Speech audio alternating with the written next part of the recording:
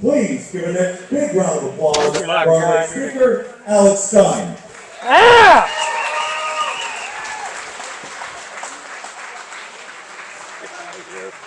It's really nice. Thank you. Boo! What, you don't like a mask? What, are you going to catch COVID? Why does nobody here listen to Anthony Fauci? Is it because he killed all those gay people with AZT in the 80s? Is that why? He gave them that medicine incorrectly and all those people died? Is that why you don't trust him? Or is it because he's getting paid by the pharmaceutical companies to give us a thing that hasn't even been tested? And we have no idea what the long-term effects are going to be. But let me tell you something, it's safe. It's very safe because I have an enlarged heart. It's slight itis. My doctor said it's from climate change. Yes. We must stop climate change. It is our biggest threat. Could you imagine the ocean rising 1/4 of a centimeter in the next 300 years?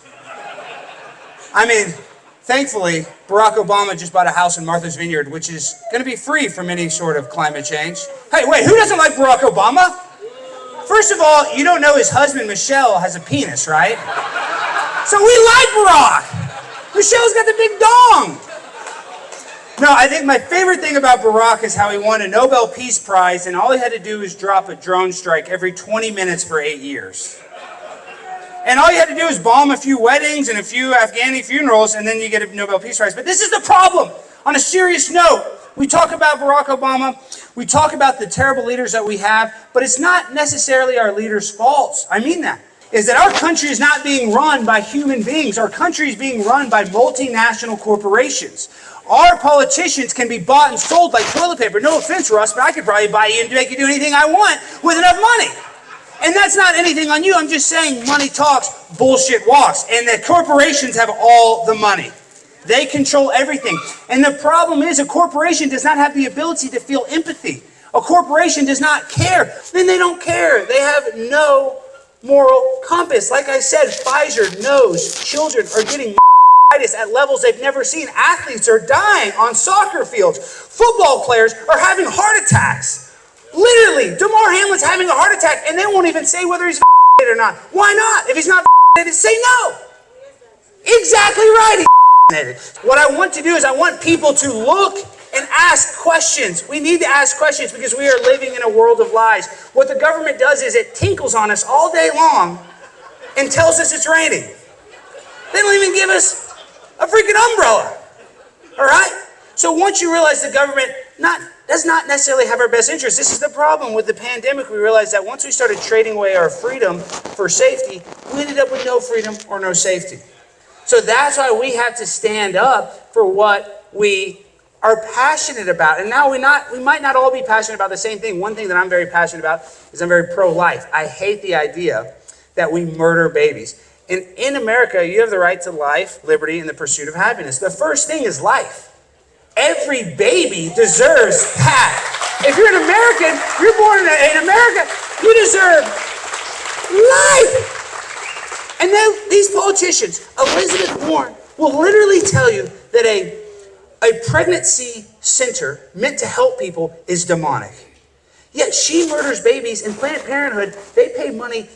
Not only are they subsidized by the government, but they've been caught selling baby body parts. Think about that, guys. There's been people that work at Planned Parenthood that have been caught taking fetuses home. That's how dark and disgusting the world is. But I also want to realize that this is what separates us from other people, is that we cannot be a victim. We know the world is bad. The world is hard. Every single person in this room has had something bad happen to them that could give them an excuse to be a victim. Perfect example, my favorite big booty Latina, a woman named AOC, congressman from New York. I got famous for calling her a big booty Latina. It was actually a compliment. And she went on and made about 17 Instagram stories pretending to be the biggest victim in the world. She was 28 when she got elected to Congress. She's one of the most popular politicians in the world, but she still wants to make you think she is a victim. We don't do that. I don't want you to feel sorry for me. You shouldn't want people to feel sorry for you. And that's the problem with these young kids, is they are taught that their life doesn't matter. We teach kids in science class that they evolved from pond scum. That's what we tell them. We just say a rock, just a primordial soup, got hit with lightning, And then a billion years later, humans got here. No, there is a creator, and they are hiding the creator. And that's why it's so important, because without the creator, we lose a lot of hope. We have no moral responsibility for our actions. We have to fight against that, because we have a world that is literally run by pedophiles. You're like, what are you talking about? Not everybody's a pedophile. Of course not. Of course not. But you have a guy named Dennis Hastert, Speaker of the House. Got caught being a pedophile. He was Republican. You have a guy named Jeffrey Epstein, who is best friends with a guy named Bill Clinton. You ever heard of him? And let's say Bill Clinton, he's never done anything weird sexual ever. He's never ever done one weird thing sexually. So I'm sure when he was on the Lolita Express in the Caribbean, he did nothing wrong, because he doesn't have a history of doing anything morally wrong. But Hillary Clinton, she does drink the blood of children. That's confirmed. No, I'm kidding. That's a joke. It's a joke. I don't know what she drinks. I know I would have to drink if I was Bill Clinton to hit that, though. I know that. But I digress. What I'm saying is, obviously not every single person in power is some pedophile freak, like some QAnon dream. I'm not saying that. And I actually kind of like some of the Q stuff. I'm not trying to shit on them, excuse me. What I'm trying to say is that there are just a few powerful people that are pulling all the strings that are causing us these problems, right? And that's why these people try to take away our power. But what they don't realize is when we come together, we're more powerful than any establishment. We are way more powerful. We outnumber the government. We outnumber them all. But they have to trick you and make you feel powerless. And that's what I want to make you guys realize, is that you have so much power within me. I'm very blessed that I have a beautiful wife, and she has a beautiful boyfriend named Ontarius. And he's with her right now. But when I was coming, and I was going to the airport, and Ontarius was dropping me off, he's like, where are you going? It's like, I'm going to Idaho. He's like, yeah, I've never been to Idaho, Alex. What's it like? Well, I go, well, you'll never go because you have a warrant for your arrest, so you can't leave the state of Texas, but it's really nice. And he asked me, he goes, well, how's the fentanyl there? And I'll tell you, you guys don't have any. It sucks. In Texas, we got it everywhere. I'm telling you, the border, you walk around, we're right next to the border. You guys are so lucky. You guys need to thank your lucky stars. I'm serious. Because when you walk around Dallas, Texas, and you go to any overpass, you're going to see people smoking fentanyl, hitting crack pipes that are strung out on hardcore narcotics, because we have a border that is bringing in Chinese fentanyl at a rate we have never seen before. So you guys, I'm not just saying this, you should thank your lucky stars that your city and your state is not totally infected with an evil drug. I'm not saying that fentanyl doesn't exist here, but the amount of kids that are dying every day, and we have Joe Biden will not do a damn thing about it. Won't even build a wall. They got $118 billion to give Vladimir Zelensky for the border between Russia and Ukraine, but these politicians couldn't give you $2 for the border between Texas and Mexico. So that shows you they do not care about us, because the military-industrial complex, who Dwight D. Eisenhower told us about, does not care about protecting American citizens. If they did, then they would have troops on our southern border. But instead, we are fighting a proxy war with Russia in order to go to World War III. Even Donald Trump said, hey, Germany, you're getting all your natural gas from Russia. Why would you want to fight them? These people want to go to war with the people that are giving them their own energy. That's how dumb Europe is. That's how dumb the world is. Nothing makes sense except for the bottom line for all of these corporations. Halliburton and Raytheon, they love it when they sell more tanks. They love it when we give them all of our crap. And if they actually cared about any of this artillery, why did we leave $20 billion worth of artillery in Afghanistan? You guys remember after 9/11, this is the difference between the pandemic and 9/11. After 9/11, even though the times were tough, it was so beautiful how we came together. Everybody, it didn't matter about your political ideology. Nobody cared. We came together. We were American. And that was a terrible, terrible thing. And then we went and fought a 20-year war in the Middle East for weapons of mass destruction that didn't exist. And this is what bugs me, and we don't hold anybody accountable for that. We let them do it. You guys might not know this, but my mother was diagnosed with COVID, had shortness of breath, went into the hospital, was given remdesivir without our authorization, died 7 days later in my arms.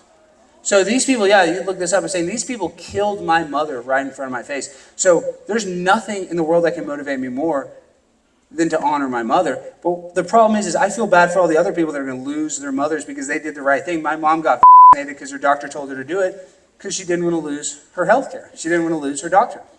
So there's a lot of people that fall victim to the traps that they set. But this is one thing, and this sounds conspiratorial, but all the evil people, the people that are making our lives terrible, the Hillary Clintons, the Barack Obamas, the AOCs, these people aren't smarter than us, and we can see it coming if we can pay attention. And all the people that are unfairly prosecuted for January 6th, it makes me sick. But January 6th was a false flag attack on our own country. If you thought the QAnon shaman was going to walk in there and decertify an election, you're smoking too much crack, Jack. They were able to reconvene within 2 hours and certify the election. Yet you have people like the MAGA granny in her 70s serving jail time. You have people that are unfairly persecuted, originally charged with misdemeanors. Slaps on the wrist is what they deserve, if they deserve anything. But now they're being charged with felonies and they're going to jail, giving 60-year-old men, 50-year-old men life sentences, basically. So we have a corrupt Department of Justice that can be weaponized against the people at any moment. So that's why we have to stand up. And that's why I want you guys to pat yourselves on the back, because coming together tonight, this is how we win that culture war. This is how we stop the New World Order, because that's what they want. That's what these countries want. They want to make America weaker so that they can have more global dominance. And I don't want a one world government. I don't want Klaus Schwab to feed me bugs. I don't want the World Economic Forum to tell me what the hell to do. All right? And listen, the World Economic Forum tells you you're going to own nothing and be happy. Not me. I'm going to own a bunch of shit and I'm going to love it. I'm going to have a refrigerator and a deep freeze, and you're not going to do a damn thing about it, climate change. Because I'm an American and I love America. And you guys do too. So that's why I love you, Idaho. You guys stand up for what is right. I love you all. God bless and good night.